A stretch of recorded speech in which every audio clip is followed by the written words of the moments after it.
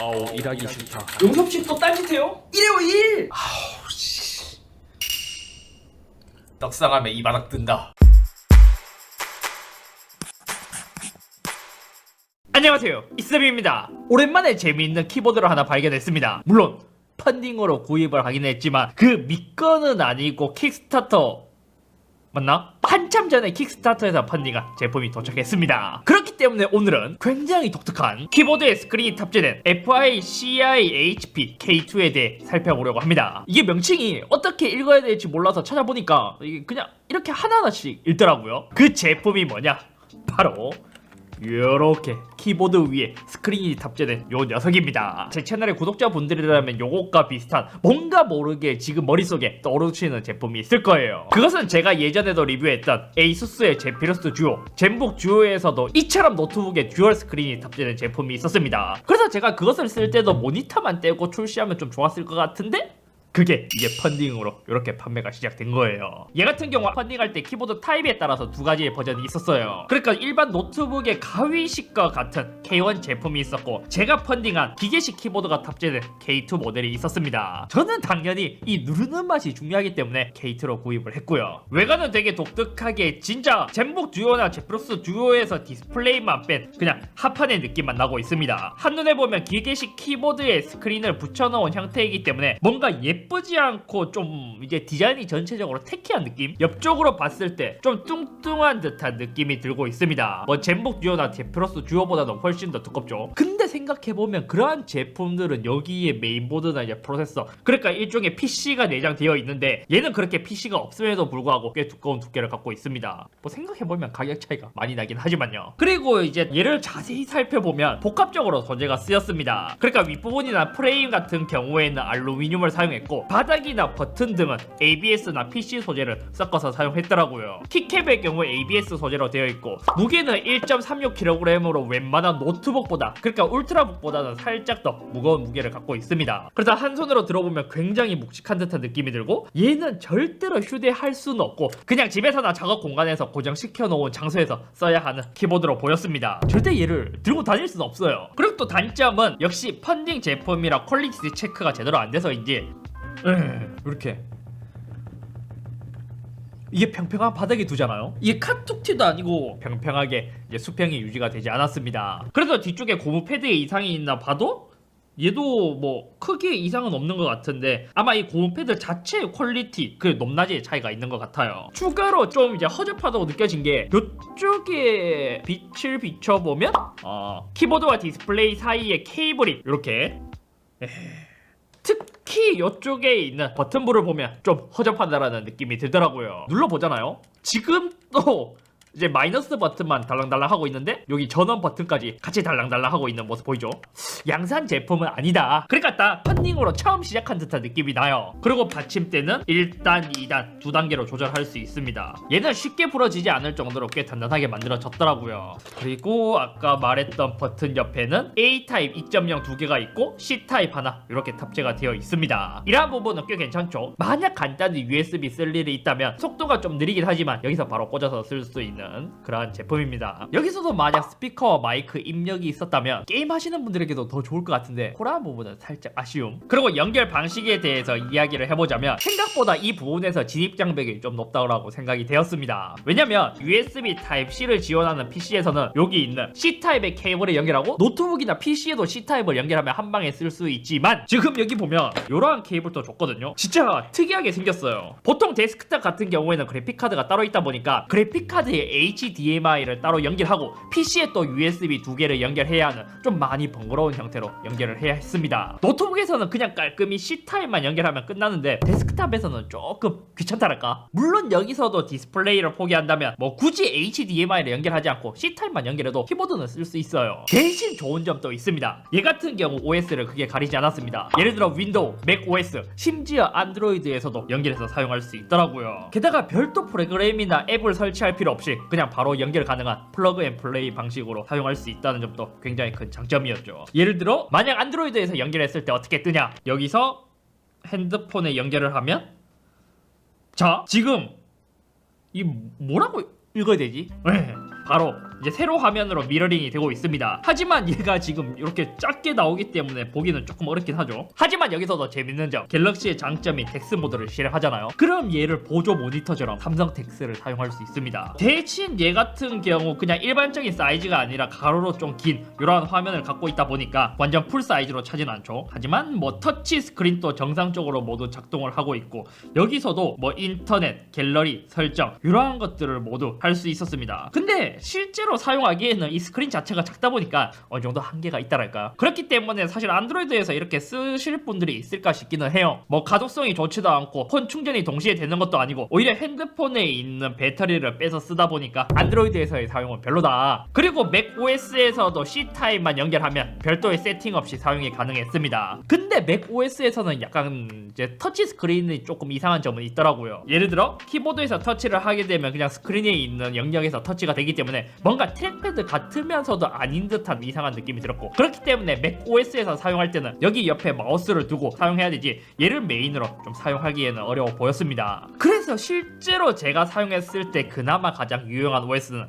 윈도우더라고요. 윈도우 노트북에 연결해서 쓰는 모습을 한번 보여드리겠습니다. 먼저 제가 최근에 구입한 게이밍 노트북, 여기서 그냥 C타입 케이블 하나만 연결하면 되거든요. 그러면 이렇게 지금 화면이 들어오면서 오브로 들었다가 화면 복제로 이렇게 나오는 모습을 볼 수 있습니다. 지금은 듀얼 스크린 모드가 아니라 확장 모드이기 때문에 그냥 이렇게 복사가 되고 있거든요. 심지어 여기서도 이제 그냥 디스플레이만 나와 있는 게 아니라 터치까지 가능하기 때문에 이렇게 터치패드처럼 사용할 수 있습니다. 하지만 우리의 목적은 이게 아니잖아요. 디스플레이 설정에서 디스플레이 복제가 아닌 확장으로 해주고, 그러면 지금 여기 풀스크린으로 떴고 지금 두 번째 디스플레이가 노트북 밑에 있으니까 이런 식으로 이제 적용을 해주면 조금 더 편하게 사용할 수 있더라고요. 여기서 이제 해상도도 정상적으로 잡힌 것 같고 지금 터치 스크린도 정상적으로 작동을 하는 것 같거든요. 확실히 이게 맥 OS보다 윈도우가 훨씬 더 잘 되어 있고 편해요. 실제로 사용을 할 때 뭐 인터넷 같은 창도 아래로 잡아당기면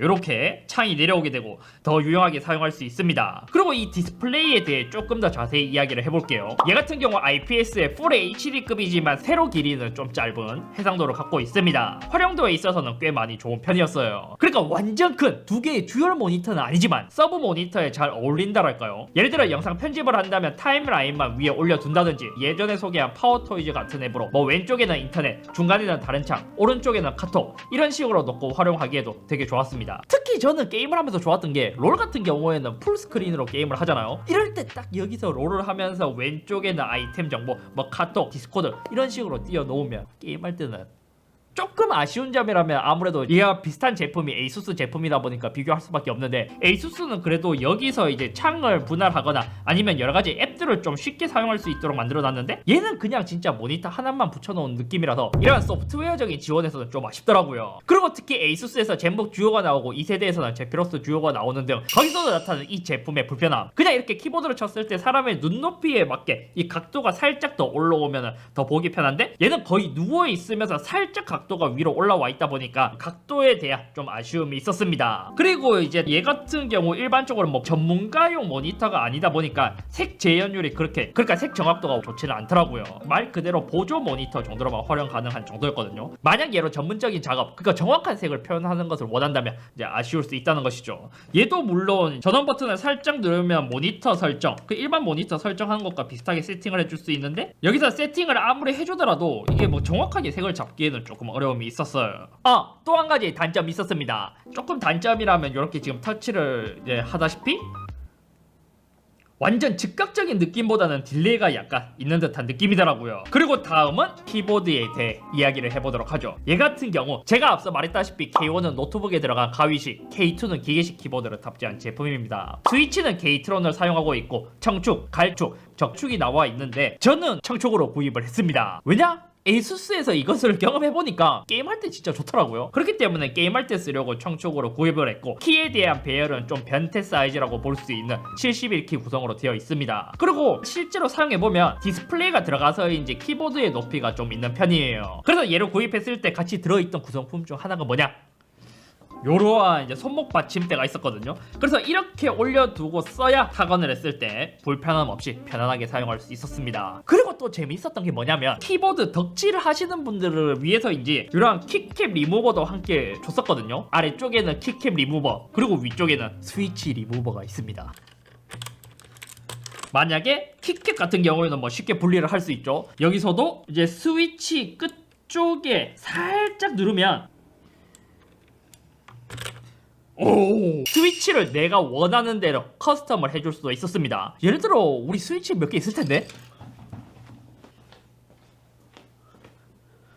제가 갖고 있는 축 중에서 얘는 이제 일명 복숭아 축이라고 불리는 녀석이고 얘가 아마 실버 축인가? 이제 불리는 녀석인데 색깔이 조금 독특하게 되어 있죠.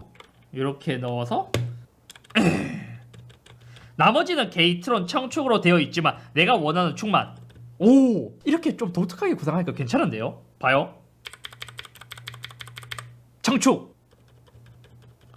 복숭아축 같은 키보드에서 스위치를 스왑할 수 있다 보니까 이러한 점에서도 되게 독특한 구성으로 만들 수 있었습니다. 그리고 청축을 사용한 다른 키보드와 한번 비교도 해봤습니다.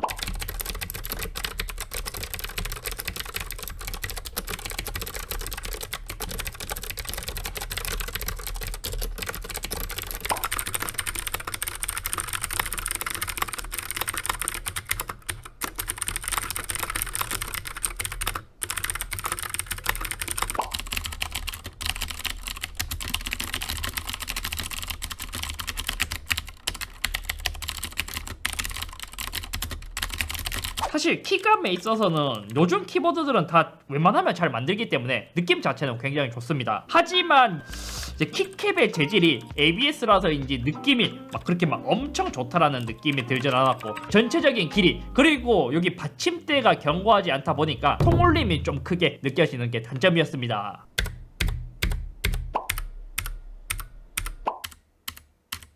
그리고 얘 같은 경우 많은 키보드들이 그렇다시피 여러가지 펑션키 기능들이 지금 여기 미디어 컨트롤도 아마 이쪽 부분에 할당이 되어 있거든요. 하지만 여기서 문제가 뭐냐, 각인 자체가 안 되어 있다 보니까 이게 직관적으로 알 수 없는 느낌이었어요. 그렇기 때문에 매뉴얼을 보고 심지어 그 매뉴얼을 보고 한 번에 익힐 수도 없고 계속 보면서 이거를 외우는 방법밖에 없다는 게 가장 큰 단점이더라고요. 이 정도는 각인을 좀 해줘야 되지 않나요? 다만 또 좋은 점도 있었어요. RGB 백라이트가 들어갔다는 점이죠. 펑션 키를 누르고 위로 누르면 밝기가 조절되는 거고 밑으로 하면 밝기가 낮아지는 거죠. 그리고 펑션 키를 누르고 인설트를 누르면 LED 백라이트를 다양한 모드로 설정을 할 수 있는 거죠. 이런 식 무지갯빛이나 안녕하세요 이렇게 쳤을 때 나오는 방식도 있고 전체적으로 켜지는 방식. 하지만 이게 사실 이제 친절하지 않다 보니까 저는 기본만 있는 것을 쓰게 되더라고요. 이 차는 개념 자체는 굉장히 신기하고 제가 에이수스 젠북과 제피로스 듀오에서 한번 경험했을 때 되게 좋았기 때문에 펀딩 소식이 들리자마자 지른 제품입니다. 뭐 디스플레이의 품질이 조금 아쉽긴 하지만 전체적으로 활용도를 봤을 때는 굉장히 괜찮은 제품이었습니다. 하지만 제가 펀딩했을 때의 가격이 30만원, 심지어 이 가격임에도 불구하고 퀄리티가 양산품처럼 되게 잘 나오지 않다라는 게 문제였습니다. 약간 알리에서 좀 비싼 제품을 구입한 듯한 느낌이랄까요. 가격은 둘째 치더라도 퀄리티나 디스플레이 품질 그리고 키보드를 쳤을 때 뭐 통울림이나 이런 것을 전체적으로 좀 많이 다듬는다면 저는 충분히 살만한 가격인 것 같지만 지금 이 가격에서 이 정도의 퀄리티 펀딩은 제가 했으니까 여러분들은 구입하지 마시고 나중에 더 좋은 제품이 나오면 그때 구입하시는 것을 추천드립니다. 아무튼 오늘은 여기까지이며 뭐 저는 이왕 산 겸 이제 게임할 때는 유용하게 쓸 것 같아요. 뭔가 이제 알리에서 키보드만 따로 구입하고 디스플레이를 따로 구입해서 이걸 짬뽕 시켜 놓은 듯한 느낌이 뭐 없지 않아 있기도 한데 그래도 저는 이제 큰 듀얼 모니터를 쓰긴 싫고 큰 모니터 하나에 서브 모니터 정도가 필요했기 때문에 저한테는 딱인 제품인데 요 각도가 조금 아쉽네. 게다가 키보드에서 약간 주유소 기름 냄새나. 가격 빼고는 나름 진짜 괜찮은데요. 보면 볼수록 진짜 활용도는 너무 괜찮다. 또 뭐 유튜브 이렇게 해서 보고 괜찮은데?